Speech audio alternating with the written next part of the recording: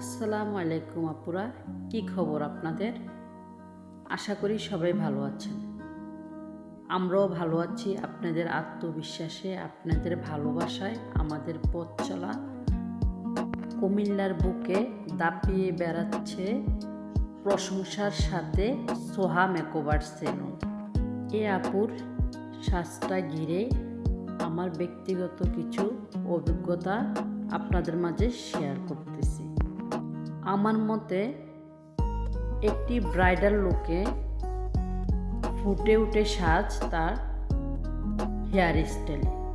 কারণ hair style যদি finishing সুন্দর থাকে, ইউনিক থাকে, তাহলে বউয়ের সাজ এমনিতেই ফুটে ওঠে।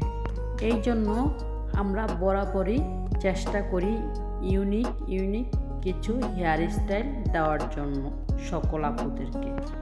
যেমন এ আপুর সাজটা নিয়ে বলি, এ আপুর হেয়ার স্টাইলটা দেওয়ার পরে আপুর লুক একদমই চেঞ্জ।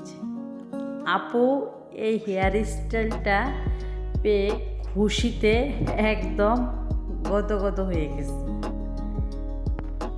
মেকআপ জিনিসটা এটা মোটামুটি সকল মেয়েরাই জানে, তবে হেয়ার স্টাইলটা এইটা একমাত্র বিউটিশিয়ান ছাড়া ইউনিক হেয়ার স্টাইল দিতে পারে না। তাই আমরা চেষ্টা করব প্রত্যেকটা ক্লায়েন্টকে ইউনিক কিছু দেওয়ার জন্য। এই আপুটার হেয়ার স্টাইলটা দেখেন, অনেক কিউট লাগতেছে হেয়ার স্টাইলটা দেওয়ার কারণে। কারণ আমরা যদি একটা নর্মাল হেয়ার স্টাইল করি তাহলে আপুরা তো বাসাতেই করতে পারে। তো সেই জন্য আমরা সবসময় চেষ্টা করব কিছু ইউনিক হেয়ার স্টাইল দেওয়ার জন্য। কারণ তাই হেয়ার স্টাইলের উপরেই একটা সাজ নির্ভর করে। হেয়ার স্টাইলটা যদি সুন্দর হয়, সাজ আপনার যত নর্মালি হোক এভাবেই ফুটে উঠবে। তো সবাই এই হেয়ার স্টাইলটা শুরু থেকে শেষ পর্যন্ত দেখার জন্য অসংখ্য ধন্যবাদ।